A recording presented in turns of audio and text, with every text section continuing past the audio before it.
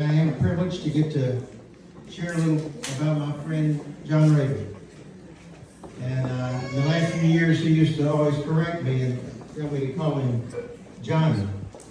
And some of you probably had that experience. And some of the reasons he did that, my youngest son is named Johnny. And he used to call my son Johnny and say, "Don't ever change your name to Johnny. Be Johnny, Johnny be good." And you can imagine, then he'd go off on one of his stories about how good it is to be Johnny. Well, my name's Larry Warren, and I'm here with my wife, Mary. She's around here somewhere.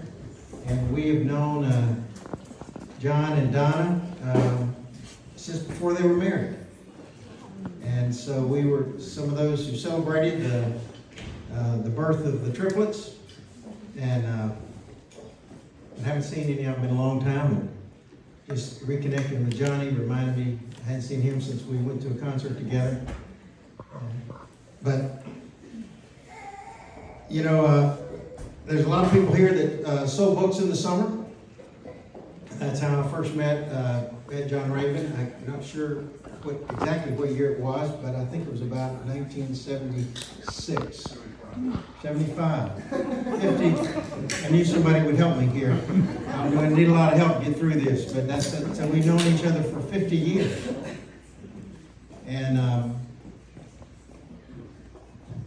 I had sold a couple of summers before him, and when I finished college, I was given an opportunity to recruit full-time for this company, Southwestern company, and I was recruiting in colleges in North and South Carolina and Virginia, and I was assigned to University of South Carolina, which, as John would say, that is the Carolina. Now, don't forget about that place up in Chapel Hill where your wife graduated.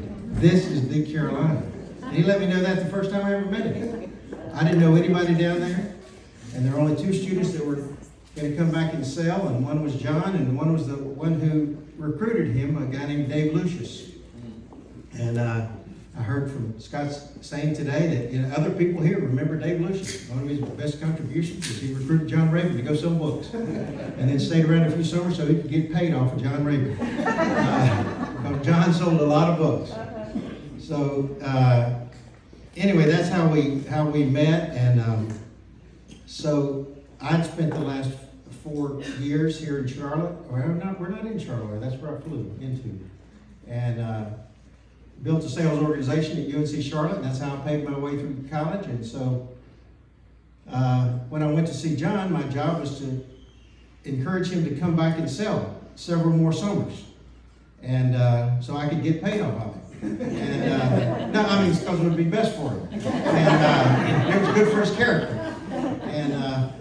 And so I sat down with John and started telling him about the sales organization I'd built, and that I could help him do the same thing.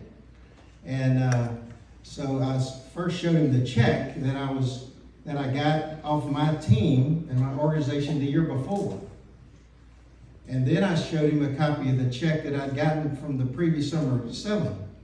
Now, I didn't know how rare this would be, but that was the first, maybe only time I was with John and he was speechless. He said, "You made how much money?" And I said, "Well, if you'll just stay with me a few years, then I can teach you how to do this." And he did. And he actually sold more books than I ever did. And I don't know how many times you girls heard the story that he was the #1 salesman, probably 100 or 1,000 times. But he was. He sold more books in one summer than any of the 7,000 salesmen. And he was, you all know, if you know John Rabon, it's probably because he tried to sell you something. Whether you needed it or not, I can tell you, he believed it was best for you. And that's one of the reasons he was so convincing. I worked with, I don't know how many students, 500 or 600, but he was the one student of all of them that sold with me that I knew, and this is in the 1970s, 50 years ago, I knew that when I got his report, he didn't make $1,000 that week, it was because he didn't work all week. John Rabon never had a week when he worked and he didn't do well. most of us, we've had a lot, if you sell, you've probably had a lot of days and weeks and months where you worked and you didn't sell anything. But I knew, okay, so I'd call him and say, John, what happened this week? He'd say, what do you mean? I said, well, how many days did you take off? He said, oh man, the territory's tough and the economy's not good and I'm not feeling good. I said, John, what days did you take off? He said, well, just Tuesday and Wednesday. There's some good fishing down here, Larry. Most of us have to learn how to sell, but if there was ever a born salesman, it was John Rabon. He was a great salesman. He was a great friend. Now he could be beaten in sales. In fact, my wife reminded me on the way here that humility wasn't one of his greatest assets. But she said, I did give him a taste of humble pie. I said, what do you mean? She said, don't you remember that summer when he said at the Sunday meeting, we're going to have this contest. And you pick somebody you want to go against, and if you sell more than they do, you put a pie in their face. And nobody would take on John Rabon, except my wife, Mary. And I don't know if he had his worst week of the summer, but she did have her best week of the summer. And she said, yeah, I gave him a little humble pie about 50 years ago. So he could be beaten. And he was a great salesman and a great friend. One other thing, my last bookman story is, like I said, he worked with me for 6 summers, 6 of the 7, I think. And they weren't easy. And there were some summers where a lot of people quit. In fact, there was a couple summers where we might have had more quit than stayed. And John would always tell me, because he never had a bad summer, okay? He just didn't. And I would be discouraged. And he used to say, just climb on. He said, I'll carry you. And he did. That's a great friend. He would carry you emotionally. And you might not understand a lot of things about John, but you would understand his motives. His heart was right.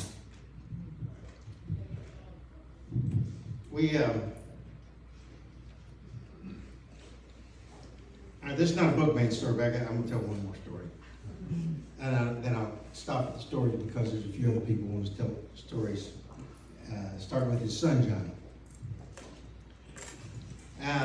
Mary and I moved to Africa and were missionaries for about 12 years. And so I used to come back to Charlotte and raise support for ourselves, to support us, and for causes in Africa. And John and Donna would support us, and Rick and Vicki came to see us several times. And Rick decided, I think I'd like to get a group of men to go to Africa. It's been a great experience for me, so I'm going to get some guys to go. And John Rabon was one of them.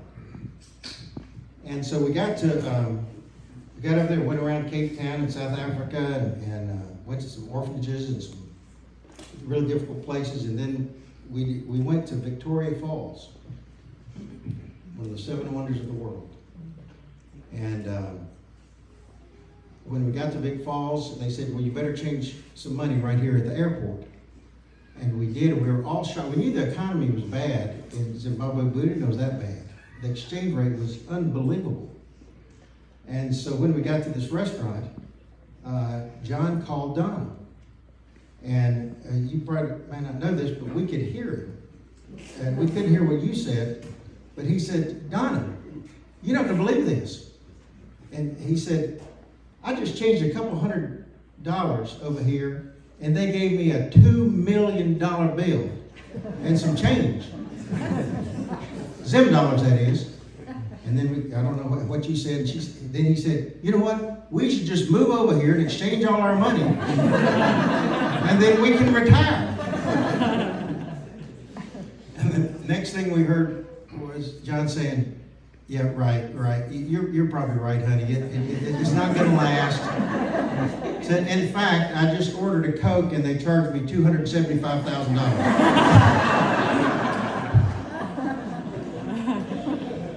you know how John liked to talk about money.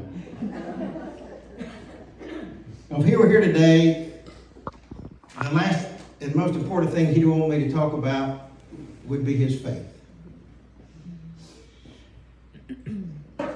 He grew up in a Christian family, and he was grateful. Through a lot of good teaching, his pastors here, and through the influence of Donna, he became a real serious follower of Christ. For the last 40 years, even as lately as last month, John would call me and tell me about a sermon he just heard and how good it was, and he wanted me to hear it too. You know, there was another follower of Christ named John about 2,000 years ago, and he actually lived and worked with Jesus for 3 years. And he wrote some letters, and he wrote an amazing revelation. And he said at the conclusion of his first letter, "I've written this to you who believe in the name of the Son of God, so that you will know that you have eternal life." And that's what we're here to celebrate today. Not just the life of John Rabon, but the eternal life. Now, at this point, John, if he were here, he would want me to list about 25 other Bible verses and then launch, you know. And if I didn't, he would pull me aside and criticize me. Some of you probably had that experience. He expected a lot of his friends. But today all I want to do is just to remind you that though John's not here, he's still alive. If Christ is risen, then so also John Rabon is risen. And that's the hope that we have. Jesus himself said, "My Father's will is that everyone who looks to the Son and believes in him will have eternal life, and God will raise them up at that day." That promises a hope for all of us. If you've trusted in Jesus as your Savior, it says you'll see John again, and more important, you'll have eternal life. Maybe today is the day some of you should make that decision to follow Jesus. The Apostle Paul said in Romans, "If you confess with your mouth that Jesus is Lord and believe in your heart that God raised him from the dead, then you'll be saved." So we grieve today, but we grieve with hope. And that's why we can laugh and we can be thankful. And finally, I'll just say, Donna, John always loved you. Even when he didn't act like it. He thought more highly of you than he thought of himself. And that's a lot.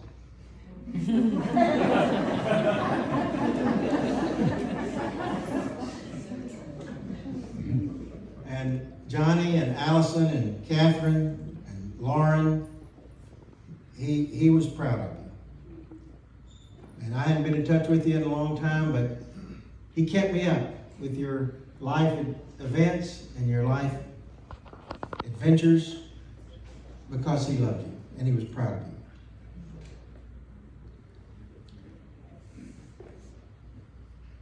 This John the disciple, in his third book, he said, "Nothing makes me happier than to hear that my children are walking in the truth." You children made him happy. So keep walking in the truth. I'm going to ask Johnny to come up and say a few words. Hello, everyone. First of all, I want to thank you all for coming. A lot of y'all traveled a lot longer than the 10 minutes it took me to get here, so that means a lot. And thanks to everyone who made this possible. I was told not to name names. When I was younger, my dad would often criticize me for talking too much, and I can't figure out who I got that from. Most of my memories, aside from us having time, would be in the car going somewhere, and he's just cracking himself up talking to one of you, or listening to AM radio that sounded like this.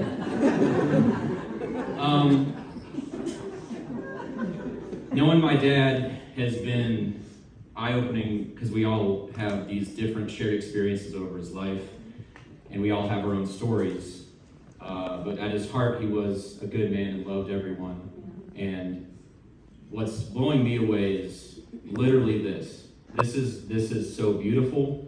This is going so well. Like, everyone is here, and it's a beautiful day. And everyone is seeing people they haven't seen in 2,000 years, and wondering how I got so big. And it's just time. But anyway, I don't have a lot to say, but just thank you. This would have meant clearly like the world to him.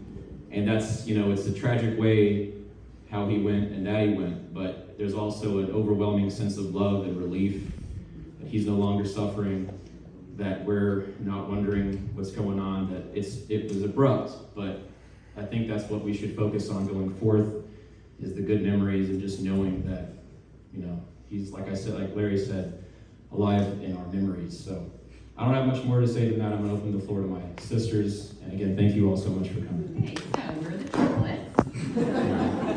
I'm Allison. I am the youngest, although I do not identify as the youngest. Very much so identify as the oldest, but thank you guys all for coming. I also got the gift of gab from my dad, which oftentimes got me in trouble. But with the gift of gab, I am proud to say that I was also born with the gift of sales.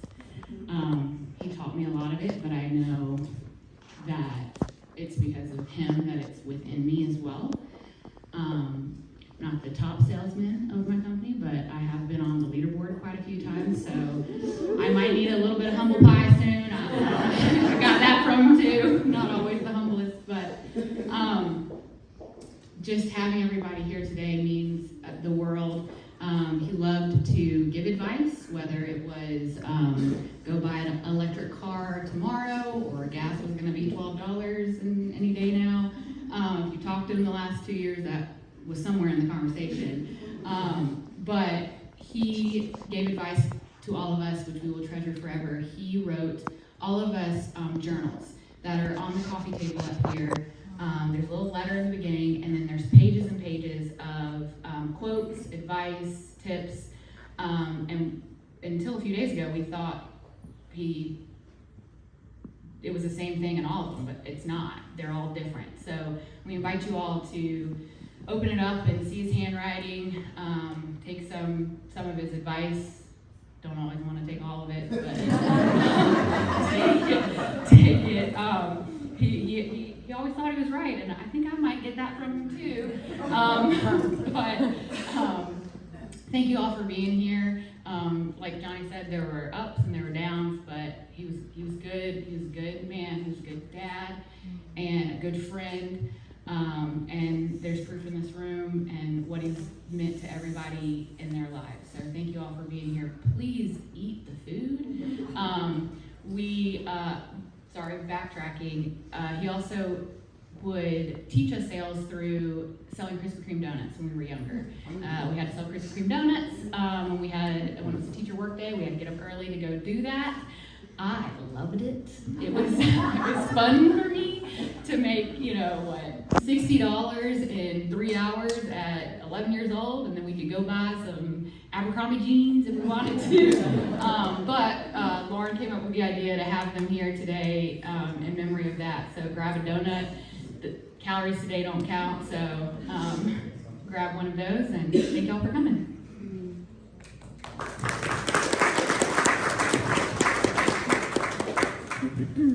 So I can talk, but I don't have the gift of gab like my siblings do. So I'm going to read kind of what I've written thinking about that. And First off, just want to say thank you all so much for being here.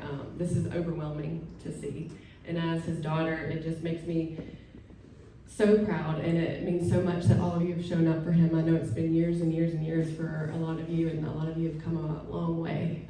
But that shows how good my daddy was and how many he's touched. And so I'm so appreciative to all of you and for all of your prayers and love for our entire family. We need them, and we appreciate them, and we feel them. So thank you. I never expected to lose one of my parents this early. Grief is a horrible thing to feel. I feel like it's already taught me so many lessons. Grief is a monster. You feel it in the very pit of your stomach. It never goes away. It is like you're trying to breathe underwater. However, there have been seconds, maybe even moments, of severe gratitude of things. These things have been simple for me. The sunlight, a good song, a kind word, or a warm hug. The other day I even stood in the rain with Allison. And I'm so thankful for these moments because for those moments, the excruciating pain of grief is gone. I say this to you all because without heartbreak and without pain, how do we truly enjoy or appreciate anything? I don't think the pain will ever go away from losing my father, but I do know that he would want me to use it for good. He's still teaching me lessons up in heaven, and we hear things like this all the time. Appreciate the small things. Be more intentional. Stay off your phone. Take the photo. I do want to remind you today how important all of these things are because life is so short. And it's so cliche to say, even as I'm saying it out loud, but until my world was rocked with this news, soak up every single minute that you have. Lastly, I've learned that it takes a village to deal with this kind of grief, and I'm so thankful for my village because all of you are here in this room, and I couldn't have done it without you all. Y'all have been so wonderful and great, and I'm so thankful for my family and everything that we've done together to make this happen. I couldn't do it without my siblings and my mom, and we just so appreciate y'all being here. Thank you so much for reminding us again how much our Father was loved.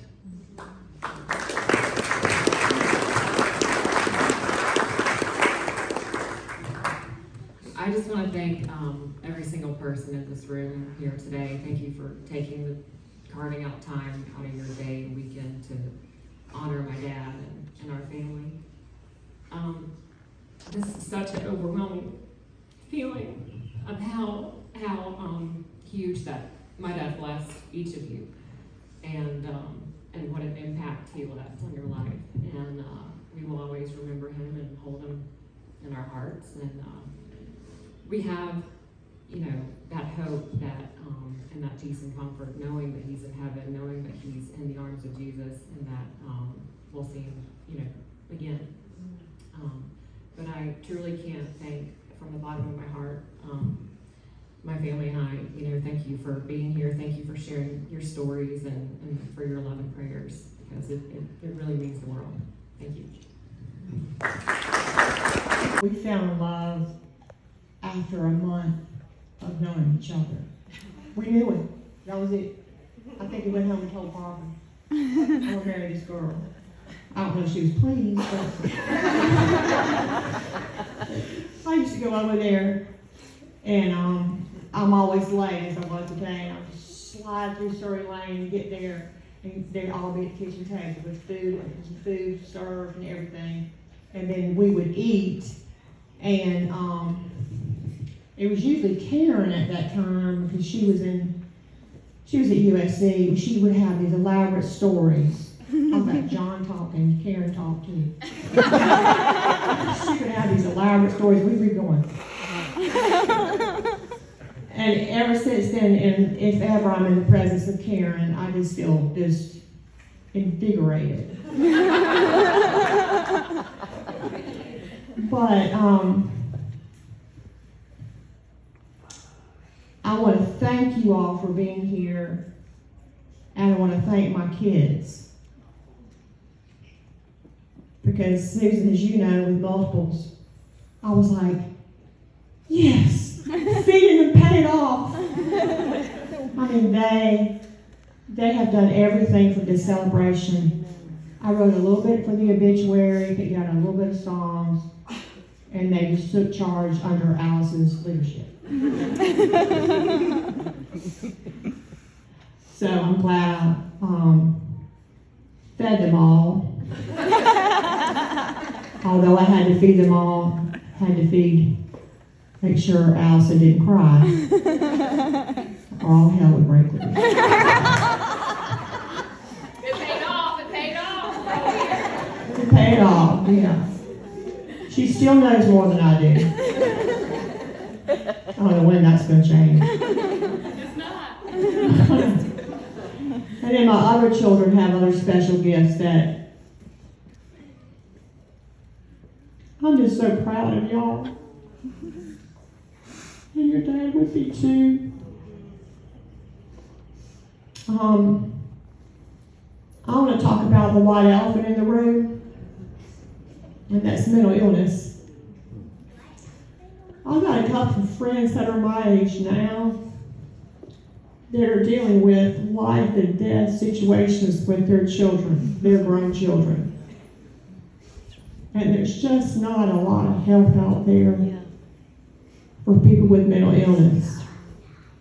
John was a good man. Maybe that's why I couldn't find anything wrong with him, really. I mean, he was sporadic and, I don't think he was married when he first got married, but he did come home one day after church, after Wednesday night church, and came home, and when Target used to be Richway, he bought a bird. And our first year of marriage, we were poor. I said, John, I need a bra, I don't need a bird.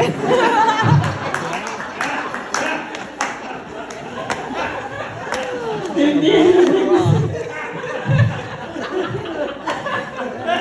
he named him Gabriel Raven III.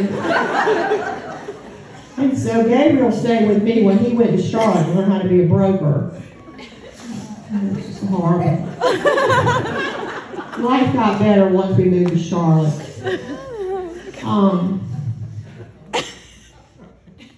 John, I was married to John for about 30 years. John had to deal with this disease for over half of his life. And sometimes when you see people and they're acting crazy, well, they're not taking their medicine. Something's wrong.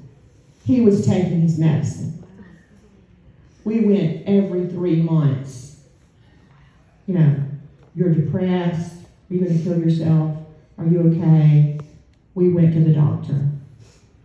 And then bless his heart, when he started feeling well, are you in now? What was he doing? And we enjoyed him so much. He said, and then when he was starting to go into the mania, he said, I'm just starting to feel good. Bless his heart. He'd be drugged up again. But the last time, I think Roy had come to visit, and I sat him down at the table, and I started crying, and I said, I'm losing you again. And I think it's too late.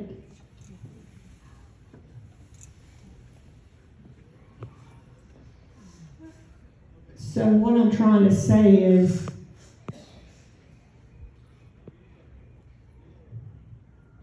he dealt with this almost like demon-like disease. And I don't know if I'm blaspheming the Bible or whatever, but it was almost like sometimes, if you didn't make him mad, you probably didn't see this, but I made him mad. You would almost see it in his eyes, his countenance changed, his voice changed. His voice became hoarse when he was depressed. And then it changed when he was manic. And he became this, if you watch Lifetime, he was the evil twin. So he became different. different person. And he had good intentions. He became on fire for the Lord sometimes. He had good intentions, but sometimes how he went through to get these done weren't quite right. You know, he may yell at the kids like, you need to do this, but you know, he didn't mean to, but he felt that strongly about something. And one day we were in a room, and luckily the kids weren't in there. I said, John Raven, I am so aggravated with you. If I had a gun right now, I'd shoot you with it. He said, he always comes back with a little, you weren't in the room. He comes back with a little quote like, there's some in the garage. I said, okay, I didn't mean it. So what I'm trying to tell you is, pray for mental illness and the people that are affected by it.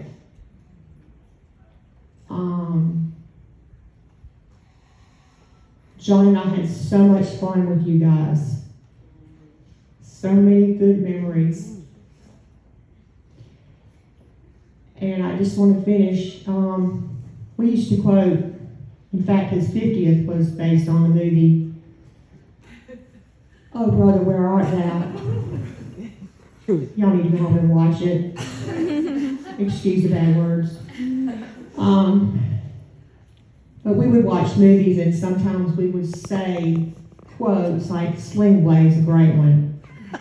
You gotta watch Sling Blade. Well, you know, Doyle. He was horrible. Well, he was getting ready to leave. He was trying to make Linda feel sorry for him, and he was like, I'm hurting, Linda, I'm hurting. When John would come home from work, sometimes he would go, I'm hurting, Linda, I'm hurting. One of the last movies we watched together, and we had a little saying was, Castaway. And I thought I was sad when he lost Wilson. But the saddest part of that movie is when Helen Hunt knew she couldn't be with Tom Hanks anymore, and she had to go back to her life, she said, who knows what she said?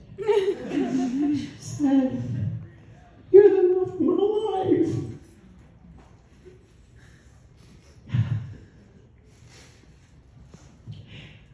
John was the love of my life.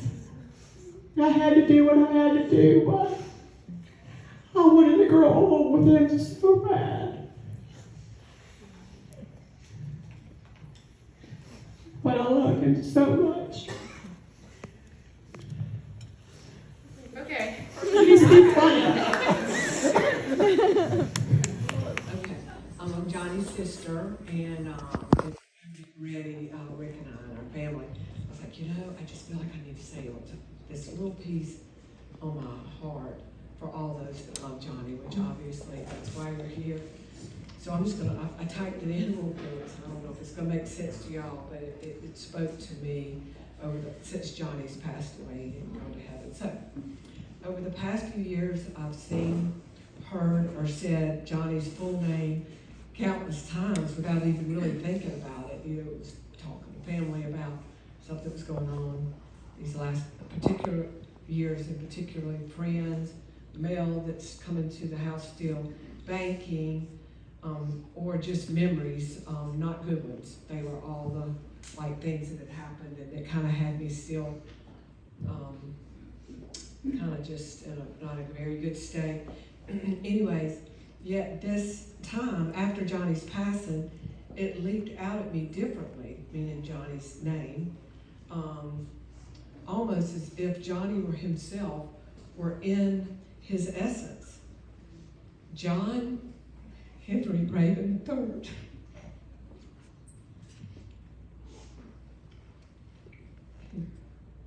John Henry Raven III, a strong, beautiful, and dignified man.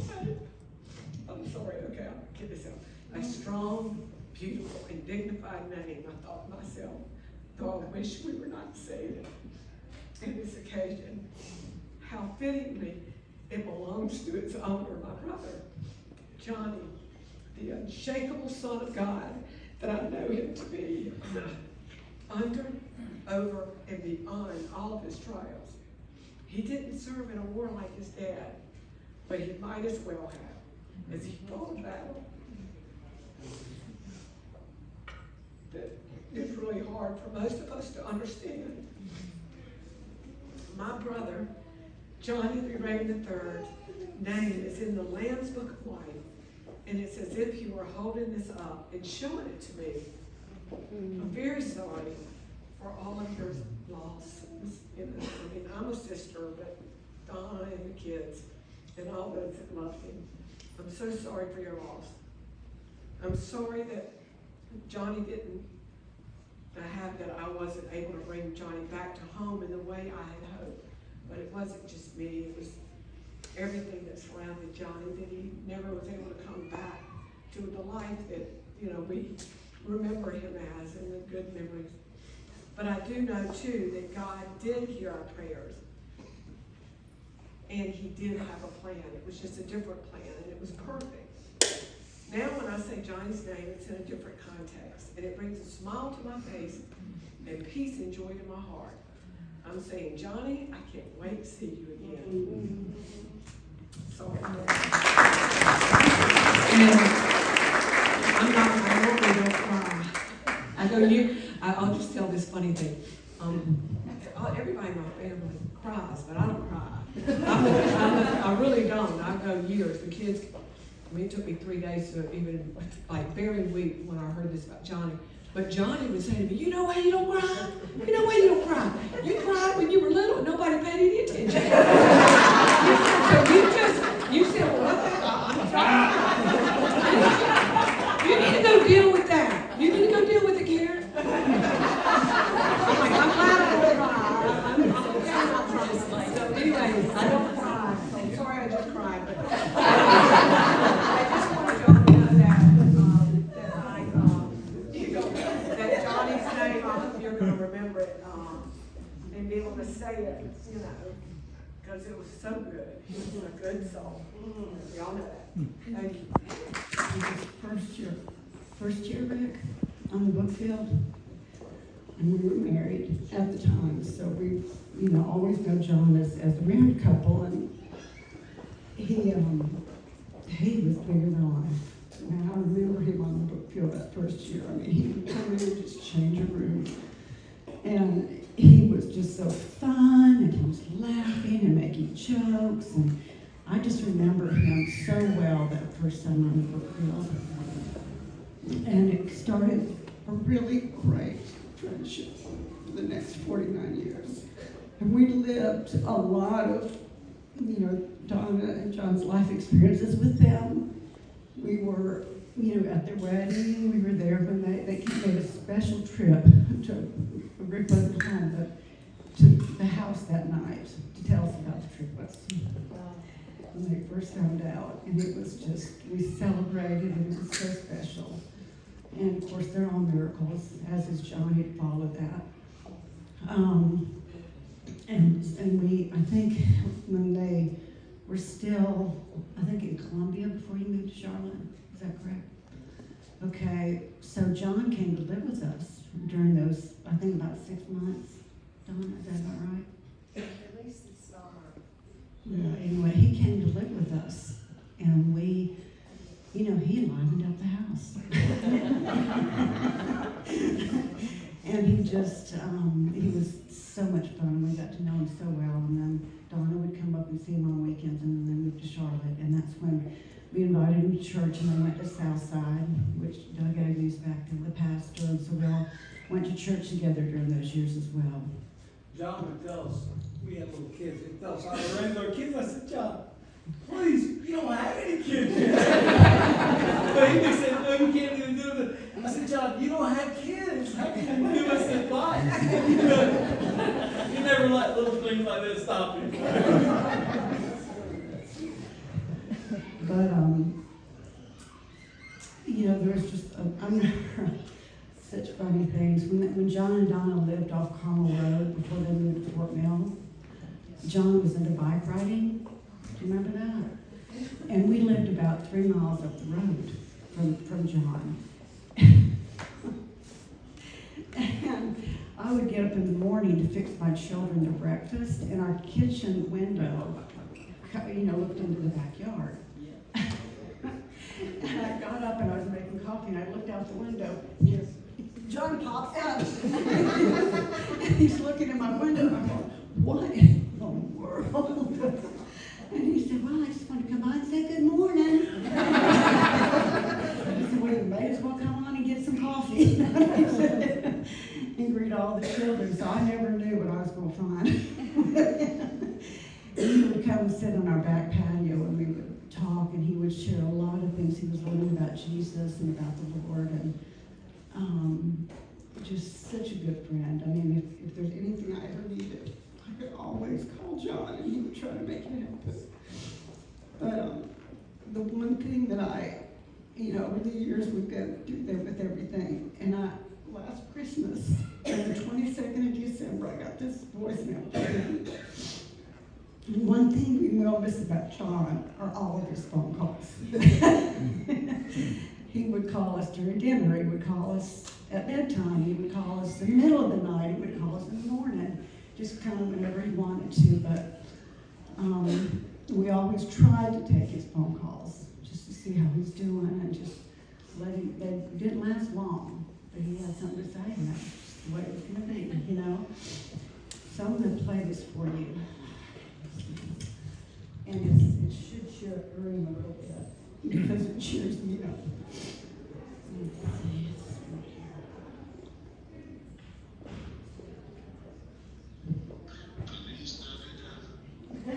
Feliz Navidad. Feliz Navidad. I want to wish you a Merry Christmas. I want to wish you a Merry Christmas. I want to wish you a Merry Christmas. From the bottom of my heart. Merry Christmas, Dick.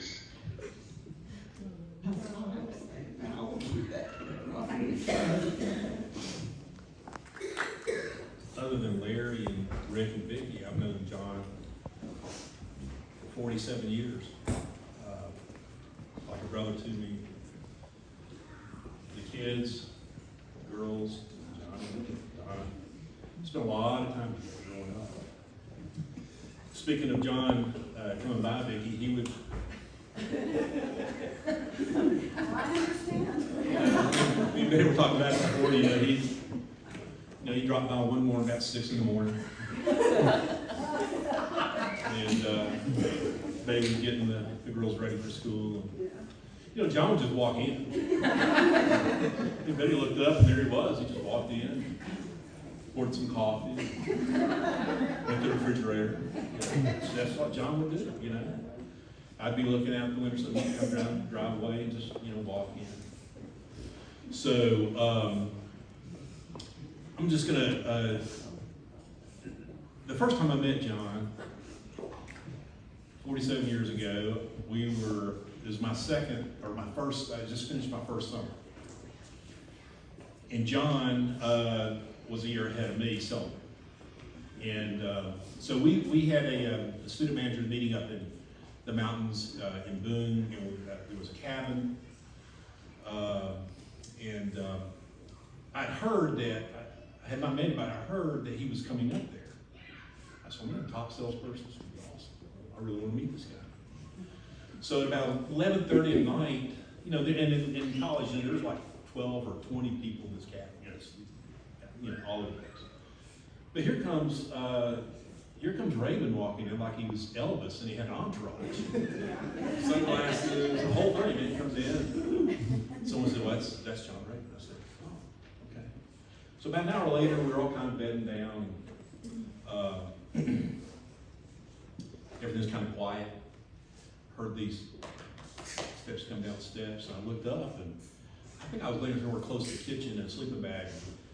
So here comes this guy walking, and the only thing he was wearing was like Speedo underwear. That was it.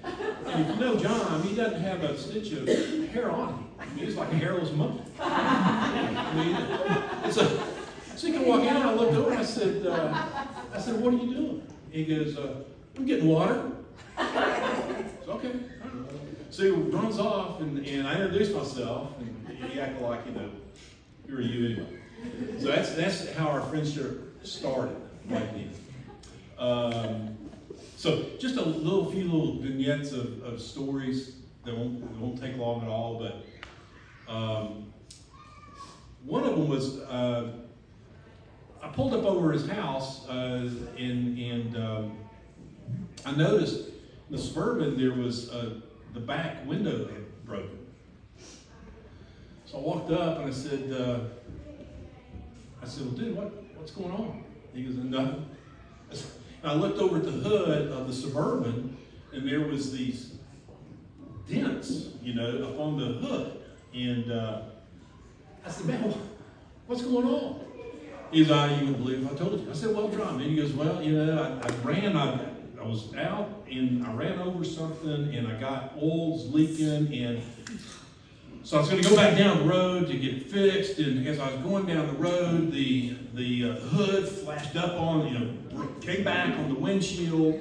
I had to get out, all messed up the hinges. I took a hammer, beat it down. I got home, so upset, slammed the back window, and it broke too. So that was a little story there, and another one.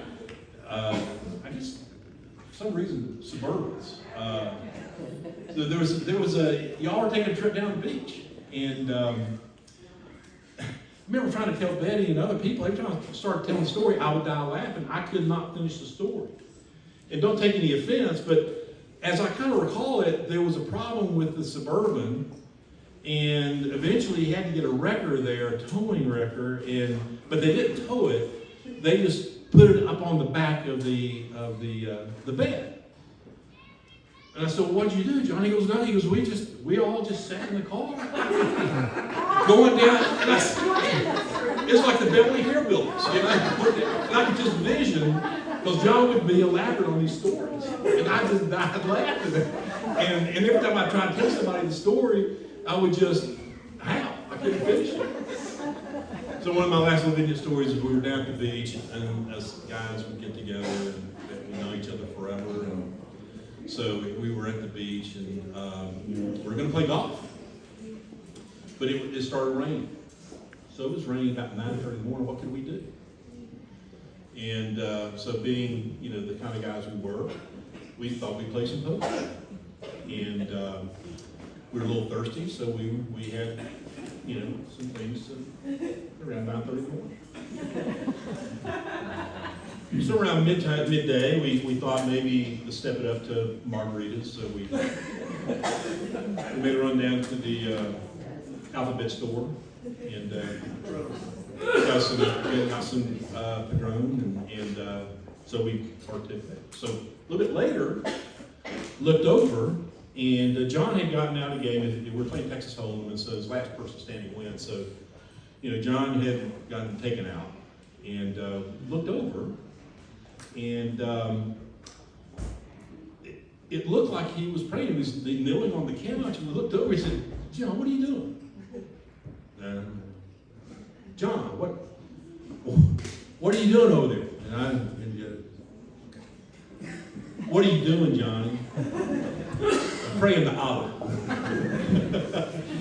And from that day after, it's always praying to Allah. And I'm sure now, John is not only talking to Allah, but I look forward to the day that I get to go and see Johnny. And he'll show me around. He'll introduce me to people. And he'll tell me all the things I need to do. All the things I need to go see. He's a dear friend and a brother, and I'm glad to say there's several guys in here today. We've known each other as long, and they're just like brothers. But he's very proud of you girls, and Johnny. I can tell you, there's probably not a time I wasn't with him that he did not those to you guys. I always knew what you were doing. I was always up to speed. And he loved each and every one of you, and Don, he loved you more than life itself. He was so happy when he found out that they were having y'all. I saw it. I saw the joy and the happiness and the pride that he had. And he loved y'all so much. And he was so, so proud of you. He loved his entire family to death. He loved Donna. I know they still loved each other. But his illness just got in the way of that happiness. But I want y'all to know, I knew from the moment, well, not the moment you were conceived, I wasn't there. For that, I missed that part thankfully, but from the moment I found out that y'all were fathered, he was so, so proud of y'all, even when you were just little twinklings in his eyes. So just always carry that with you, that he loved you and he was proud of you.